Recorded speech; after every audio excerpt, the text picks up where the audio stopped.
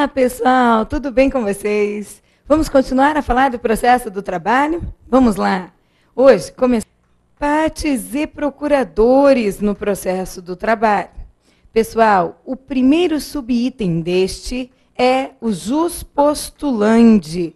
Jus postulandi, em relação ao tema, nós temos que falar do artigo 791 da CLT. Bom, o artigo 791 vai estabelecer que empregado e empregador, não é qualquer trabalhador, é empregado e empregador, pode demandar na Justiça do Trabalho sem advogado. E atenção, e acompanhar suas reclamações até o final. Empregado e empregador podem demandar na Justiça do Trabalho, na nossa JT, Justiça do Trabalho, sem advogado, pessoalmente, e acompanhar suas reclamações até o final. Gente, se aparecer na prova essa expressão e acompanhar suas RTs até o final, você deve dizer que a alternativa está correta. É isso mesmo. Eles podem demandar e acompanhar suas reclamações até o final. O TST não revoga uma lei, não muda a CLT. O que ele faz é interpretar a CLT. Por que eu estou dizendo isso a vocês? Porque, de acordo com a súmula 425 do Tribunal Superior do Trabalho, esse jus postulandi aplica-se no âmbito do quê? Das varas do trabalho e dos TRTs.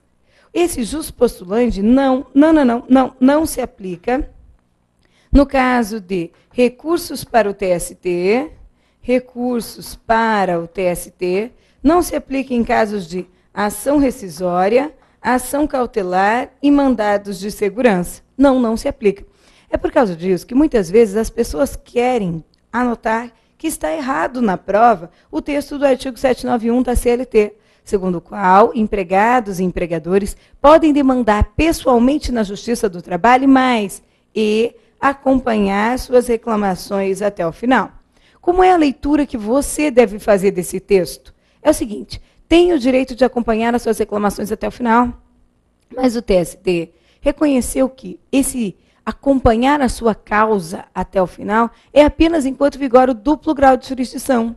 Enquanto nós estamos discutindo os detalhes da sua causa, suas provas, seus fatos, seus problemas. Da sentença proferida pelo juiz do trabalho, cabe RO para o TRT. Até aqui, enquanto eu estou discutindo a minha causa, enquanto vigora o duplo grau de jurisdição, eu posso demandar pessoalmente sem advogado. Quando eu quero interpor recursos para o TST, como é o caso do recurso de revista, dos embargos aqui ao TST, ainda dentro da Justiça do Trabalho, eu não estou mais revolvendo fatos, provas. Para que existem esses recursos se o princípio não é do triplo, nem do quádruplo grau de jurisdição? Estes outros recursos visam a uniformização de jurisprudência, visam a garantia da ordem legal, a garantia da ordem constitucional. Eles não estão mais preocupados com a sua causa, com a justiça da sua decisão. Enquanto isso acontece, até o RO, você tem o direito de demandar pessoalmente. Depois disso, não. É preciso advogado, porque esses outros recursos são mais técnicos. Sendo assim, o que é que você tem?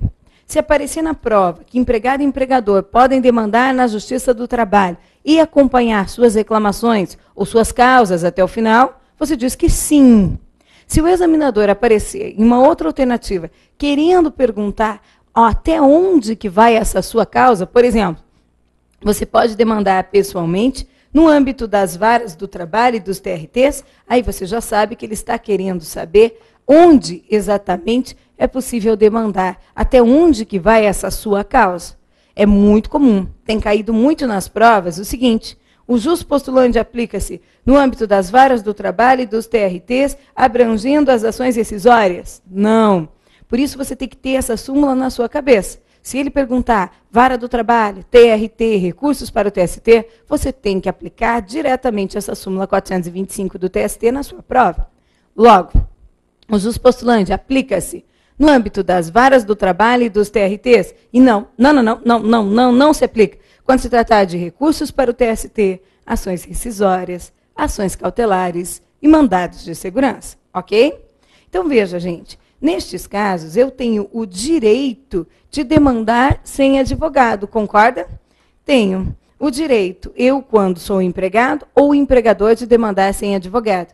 Mas a questão, então, é faculdade das partes a contratação de advogado. Se eu quiser, eu contrato o advogado. Só que se eu contratar o advogado, eu preciso juntar a procuração. Afinal, quem é esse sujeito que está me representando, que não tem nem mesmo o mesmo sobrenome que o meu? Quem é ele? Ele é o advogado que eu contratei facultativamente e, para regularizar essa representação, eu preciso juntar a procuração. Há um caso que é recente na nossa legislação, previsto lá no artigo 791, parágrafo 3º da CLT, que versa sobre a possibilidade da representação estar regularizada mesmo sem a procuração. Como assim? Mesmo sem procuração, portanto, mesmo sem procuração. O que é que nós temos? A representação estará regularizada. Estará regularizada. Quando? Quando? Lá vem 2 pontos. Quando, o advogado acompanhar a parte em audiência. Antes, bastava que isso acontecesse para que nós disséssemos que a representação estava regularizada. Hoje, não mais. Quando o advogado acompanhar a parte em audiência, acompanhar a parte em audiência, e mais, requerer verbalmente que se consigne em ata, consigne aqui, em ata, sua constituição como procurador da parte, sua constituição como procurador da parte, e ainda se exige mais. Ainda se exige ao que o juiz requeira a anuência da parte representada. Então, o advogado acompanha a parte em audiência. Chegando na audiência, ele já pede ao juiz: Excelência, por favor, consigne em ata minha constituição como procurador da parte. E antes do juiz promover o registro na ata de audiência, ele vai perguntar à parte: esse é seu procurador? Você o contratou? Você tem ciência que ele vai representá-lo? Se a parte anuir, sim. E aí, então, a anuência da parte representada. Tudo isso hoje é exigido para que esteja regularizada a representação quando eu não junto a procuração nos autos, ok? E aí, então, é o que vem caindo nas nossas provas, fique atento. Bom, mas e os detalhes acerca da procuração, das procurações? O que é que você precisa saber? Porque isso vem caindo nas nossas provas. Procuração. A respeito dela, gente, é importante que a gente passe por uma bateria de súmulas e de orientações jurisprudenciais que versam sobre o tema. Uma bateria aqui. A primeira delas é a orientação jurisprudencial. A primeira delas é a súmula 395 do TST. Essa súmula 395 do Tribunal Superior do Trabalho, quando cai nas provas, é responsável por questão inteira. Depois dessa súmula 395, nós vamos falar de uma OJ 200 da SDI 1 do TST.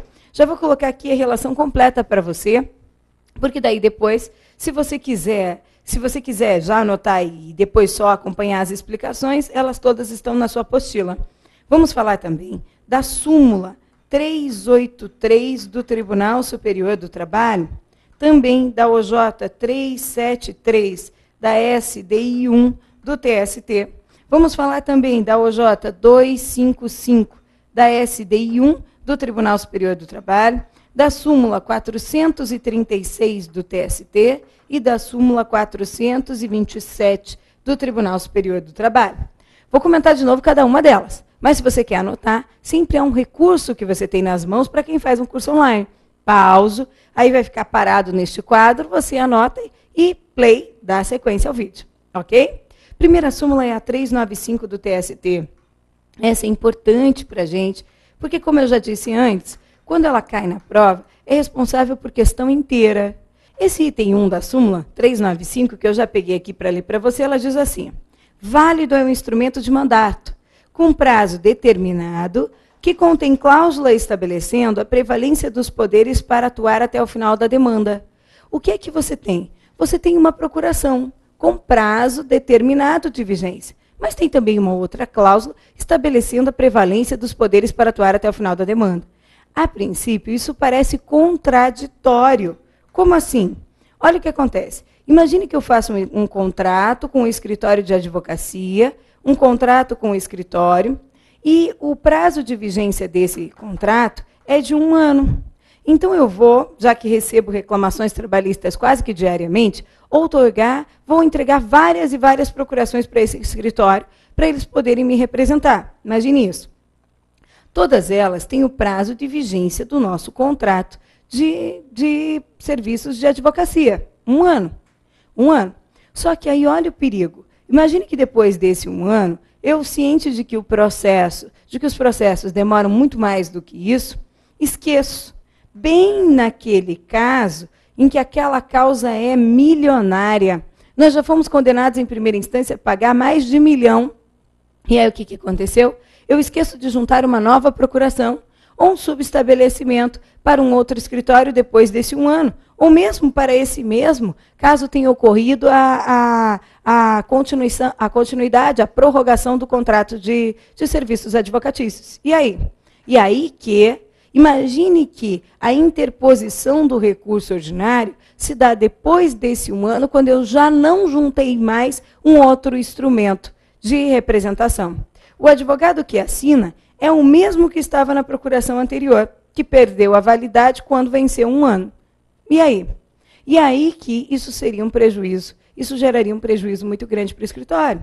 Então, o que é que nós fazemos? Nós fazemos o seguinte, nós entregamos procurações com prazo de vigência para esse escritório.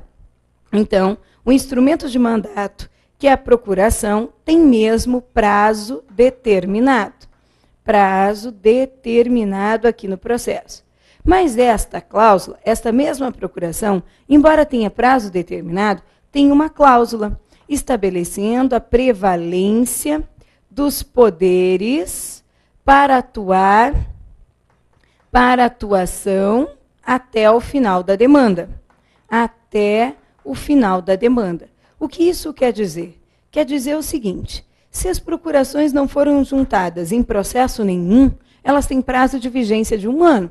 Não foram utilizadas em nenhum processo, depois de 1 ano rasga porque nenhuma mais tem validade. Em contrapartida, se elas, durante esse 1 ano de vigência, forem juntadas em algum processo, ativa-se a cláusula que estabelece a prevalência dos poderes para atuar até o final da demanda. Assim, naquele mesmo caso em que eu comentei com você, essa procuração com prazo de 1 ano foi juntada em um processo. Foi? Então ativou-se a cláusula que estabelece a prevalência dos poderes para atuar até o final da demanda. Assim, esses mesmos advogados têm poderes para interpor os recursos depois de 1 ano, para praticar atos na execução, sem problema nenhum. Para o TST, essa situação foi levada para que eles dissessem se isso é válido ou inválido. Não é contraditório uma procuração com prazo determinado que também estabeleça a prevalência dos poderes para atuar até o final da demanda. E o TST disse, isso é válido, perfeitamente válido, e é o que pode aparecer na nossa prova. O item 2 dessa súmula 395 do Tribunal Superior do Trabalho diz para você assim, ó, vamos lá, 395, você tem aí na apostila, é só procurar lá partes e procuradores e os postulantes, logo na sequência você vai ter essas súmulas. Lá está. Diante da existência de previsão no mandato, fixando termo para a sua juntada, o instrumento de mandato só tem validade se é anexado ao processo dentro do aludido prazo. O que é que se destaca daqui? Eu tenho um termo, um prazo, para a juntada do instrumento de mandato, que é a procuração nos autos. Depois deste, ele perde a validade, ok? Se não for anexado ao processo dentro do aludido prazo, perde a validade. Qual é o contexto? Imagine que eu queira contratar você. Você é famoso, você é conhecido pela sua capacidade técnica impecável. Em contrapartida, você também tem um ponto negativo que é conhecidíssimo. Pega os documentos dos clientes, engaveta, coloca aí na sua mesa ou em uma gaveta e esquece. Só que, gente, à medida que o tempo vai passando, quando a parte fica inerte, prescreve. E aí, então, o risco é grande. mas eu quero contratar você, mas não quero me submeter a esse risco. Então, depois de toda a nossa conversa, marco uma reunião com você, nós conversamos, eu apresento o caso, e aí você diz qual é a solução, é o caso de ajuizar uma reclamação trabalhista, assim, assim e tal. E aí, depois de tudo, eu já estou encantada com você, quando eu te pergunto qual é o prazo que você precisa para ajuizar a ação. Você diz, em 30 dias eu proponho essa reclamação trabalhista. 30 dias? Ótimo, então eu só quero fazer um pedido. Podemos estabelecer na procuração que ela deve ser juntada aos autos no prazo máximo de 60 dias, o dobro do que você está me pedindo? Você fala, mas por quê? Não, só para eu me sentir mais tranquila. Gente, o que vai acontecer?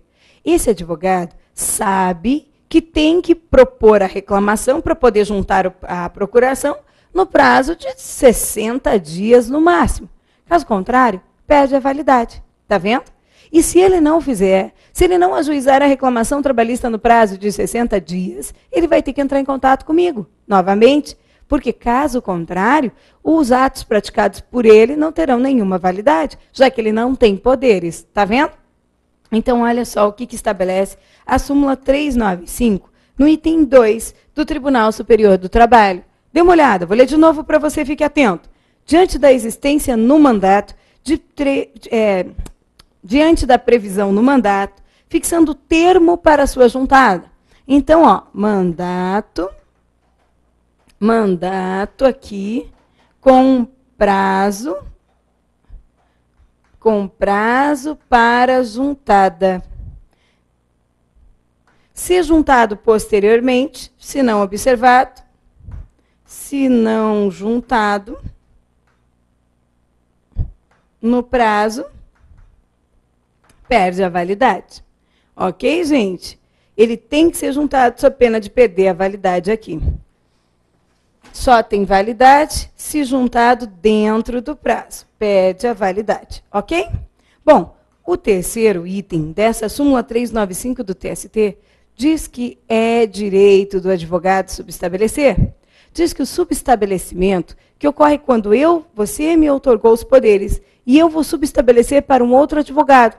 Olha só, Murilo, vamos imaginar que fosse advogado. Você pode fazer essa audiência para mim?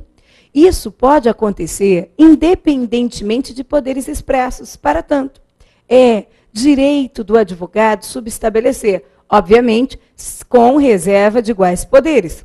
Com reserva de iguais poderes quer dizer o quê? Quer dizer que eu estou transferindo ao Murilo os mesmos poderes que você está me transferindo, ou que você já me transferiu. Quando ocorre sem reserva de iguais poderes, isso quer dizer que eu estou subestabelecendo para o Murilo e ficando sem poder nenhum para mim. Com reserva é para mim e para você. Com reserva de iguais poderes, eu tenho poderes, ele tem poderes. Sem reserva de iguais poderes quer dizer que eu subestabeleço definitivamente para ele. Isso não pode acontecer.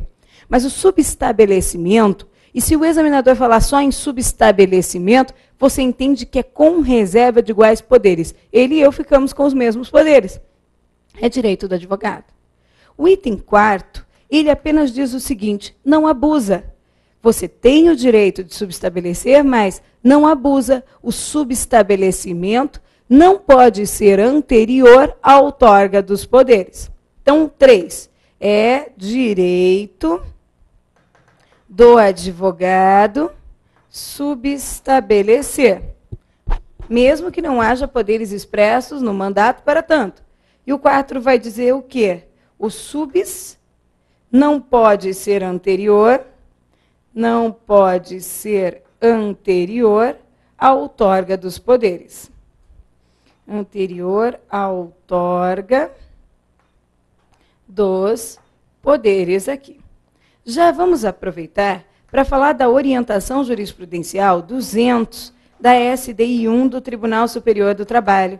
O que essa OJ 200 estabelece? Ela vai deixar claro para a gente que aquele que é investido de mandato tácito não pode subestabelecer.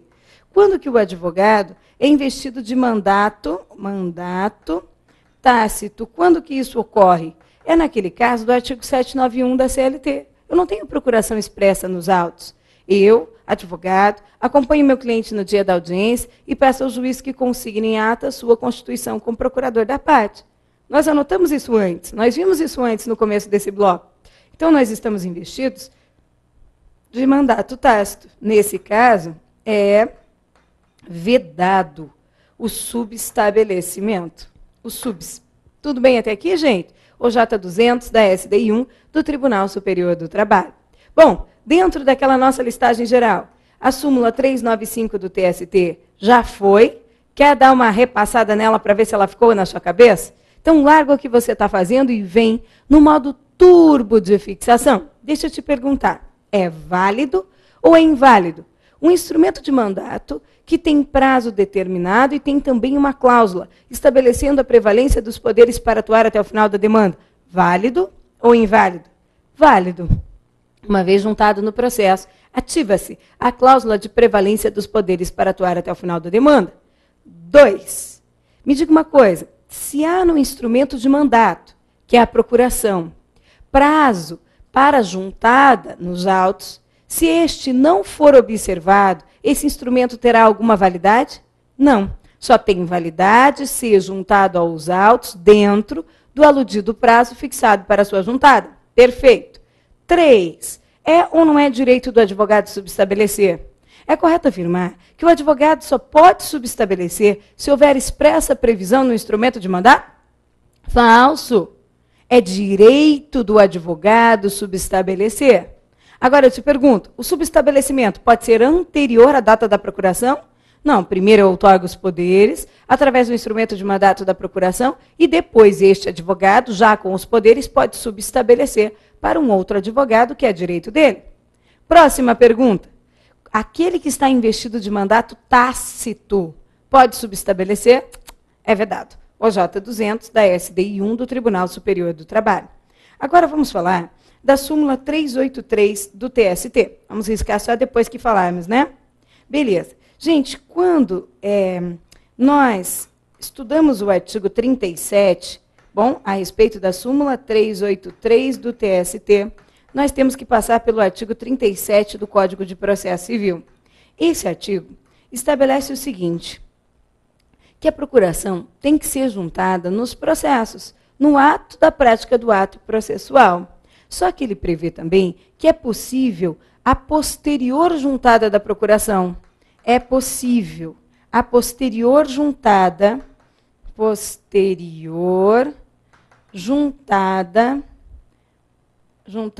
da procuração em dois casos. Primeiro caso, quando, para evitar prescrição ou decadência. Ou então, quando o ato, fique atento a essa hipótese que é a que nós vamos estudar, o ato for urgente, for reputado urgente. Neste caso, diz o CPC que eu posso praticar o ato processual e pedir o prazo de 15 dias para a juntada do instrumento de mandato. Esse prazo pode ser prorrogado por mais 15 dias a critério do juiz. Então, é possível que eu pratique alguns atos sem juntar de imediato a procuração, mas poucos, raros, em situações excepcionais, quando para evitar prescrição ou decadência, ou ainda, quando o ato for reputado um ato urgente. Bom, e aí o que acontecia? Acontecia que, proferida a sentença, devida à interposição, é cabível o recurso ordinário para o Tribunal Regional do Trabalho no prazo de 8 dias. Imagine a situação em que o advogado do seu cliente liga para ele no 7º dia do prazo, para a interposição do recurso ordinário e diz: meu advogado anterior acaba de me ligar e disse que eu perdi todos os pedidos. Todos os pedidos foram julgados improcedentes. Eu não posso perder. Por favor, doutor, pegue a minha causa. Por favor, doutor, pegue a minha causa. E aí, então, você pega a causa dele. Só que de hoje para amanhã, que é o último dia do prazo, você tem que se inteirar do processo, você tem que elaborar o recurso e ainda você tem que juntar uma nova procuração. Porque, mesmo que não haja subestabelecimento do advogado anterior para você, se você junta uma nova procuração assinada pelo cliente, revoga a procuração anterior. É isso que acontece. Se não forem ressalvados os poderes do antigo procurador, revoga-se os poderes que foram concedidos a ele. Aquela procuração anterior perde a validade. Só que imagine que você não teve tempo de juntar a procuração, pegar a procuração com seu cliente. Então, você pode interpor o recurso ordinário e pedir prazo para posterior juntada de procuração, informando que é um ato urgente. Ressalto que interposição de recurso não se presta a evitar prescrição ou decadência. Evita preclusão. Eu interponho o recurso, ocorre que eu afasto a preclusão. Agora, prescrição ou decadência só se evita quando se propõe a ação. Então, eu pergunto a você, a possibilidade de você juntar a procuração em prazo posterior só é o caso se você estiver diante de um ato reputado urgente. Esta situação foi proposta para o tribunal, foi apresentada ao Tribunal Superior do Trabalho, que teve que dizer se é urgente ou se não se pode reputar como urgente. Este em que eu sou contratado em cima da hora, esse ato de interposição do recurso, quando eu sou contratado em cima da hora para interpor o recurso. E aí o que o TST disse? O TST disse que não é urgente. Não é urgente. Não se reputa urgente o ato de interposição do recurso. A parte sabe que da sentença, e ninguém pode alegar o desconhecimento da lei, tem que interpor o recurso ordinário no prazo de 8 dias. Essas circunstâncias peculiares de uma ou outra situação não vão tornar o ato urgente. Sendo assim, o que é que o TST nos disse na súmula 387 do TST? Não se aplica. Quando se trata de recursos, o artigo 37 do Código de Processo Civil. Não é reputado ato urgente, não é possível pedir prazo para posterior juntada de procuração em fase recursal, pois a interposição de recurso, disse o TST, não pode ser reputado um ato urgente. Essa é uma excelente questão para cair na prova. Interposição de recurso não pode ser reputado um ato urgente aqui no nosso processo do trabalho. Então, fique atento a isso aqui também. Vamos riscar lá? Vamos. Vamos riscar, então, mais uma súmula do TST, a súmula 383 do Tribunal Superior do Trabalho. E ainda, a respeito das procurações no processo do trabalho, o que é que nós temos? Gente, quando nós apresentamos uma procuração, olha como é aqui no processo do trabalho. E essa procuração, ela vem assinada por fulano X, o que é que a gente faz comumente? Já junta o contrato social da empresa, não é verdade? Nós juntamos o contrato social, os atos constitutivos, para mostrar que esse fulano X que assinou é sócio ou tem poderes para tanto. Não é assim?